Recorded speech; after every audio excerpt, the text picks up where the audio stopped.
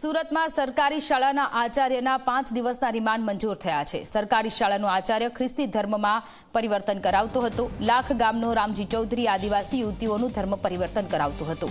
આરોપીના પુત્રએ લગ્નની લાલચ આપી ધર્મ પરિવર્તન કરાવ્યું હતું। આરોપી પર જંગલની જમીનમાં ચર્ચ બનાવવાનો અને મોરનો શિકાર કરવાનો પણ આરોપ છે। વન વિભાગે આરોપી વિરુદ્ધ લેખિતમાં અરજી કરી છે।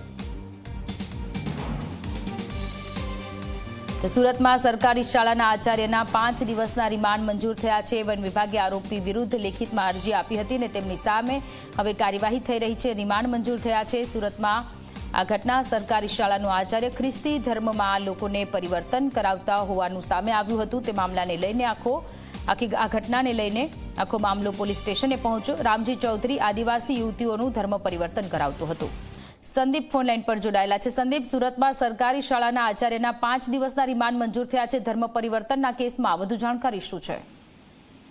જી ચોક્કસથી ગતરોજ માંડવી પોલીસ દ્વારા રામજી ચૌધરીની ધરપકડ કરી તેના રિમાન્ડ માંગવામાં આવ્યા હતા। કોર્ટ દ્વારા 5 દિવસના રિમાન્ડ મંજૂર કરવામાં આવ્યા છે। મહત્વનું છે સોનલ કે જે રીતે રામજી ચૌધરી છે તે ખાસ મહિલાઓને ટાર્ગેટ કરવામાં આવતી હતી। તેમનું ધર્મ પરિવર્તન કરાવવામાં આવતું હતું। ભાંડો એ રીતે ફૂટ્યો કે જે રામજી ચૌધરીનો પુત્ર છે અંકિત ચૌધરી, તેમના દ્વારા એક યુવતીને ફસાવવામાં આવી હતી લગ્નની લાલચે। ત્યારબાદ તેનું ધર્મ પરિવર્તન કરાવ્યું હતું અને ત્યારબાદ તેને તરછોડી દેવામાં આવી હતી। યુવતી દ્વારા માંડવી પોલીસને ફરિયાદ કરવામાં આવતા આ સમગ્ર જે પ્રકરણ બહાર આવ્યું છે।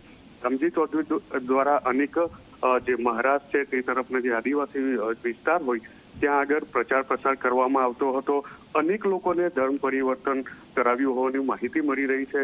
જે રીતે વાત કરીએ તો હજુ પણ કેટલીક વિગતો, ચોંકાવનારી વિગતો બહાર આવી શકે છે, કારણ કે જે રીતે એક માંડવી વન વિભાગ એક લેખિત ફરિયાદ કરવામાં આવી છે માંડવી રામજી ચૌધરી વિરુદ્ધમાં, તેમાં તેમણે રાષ્ટ્રીય પક્ષે મોરનો શિકાર કર્યો હોય, તેમજ જંગલની જમીન ઉપર ચર્ચ બનાવી હોય, તેમજ લાકડાની તસ્કરી કરતા હોય, આ પ્રકારની એક લેખિત ફરિયાદ પણ કરવામાં આવી છે। હવે પોલીસ છે તે આ સમગ્ર રિમાન્ડ દરમિયાન જે વિગતો છે તેની તપાસ કરશે અને શું હજુ વધુ વિગતો આવશે તે જાહેર કરવામાં આવશે। જી આભાર તમામ વિગતો માટે।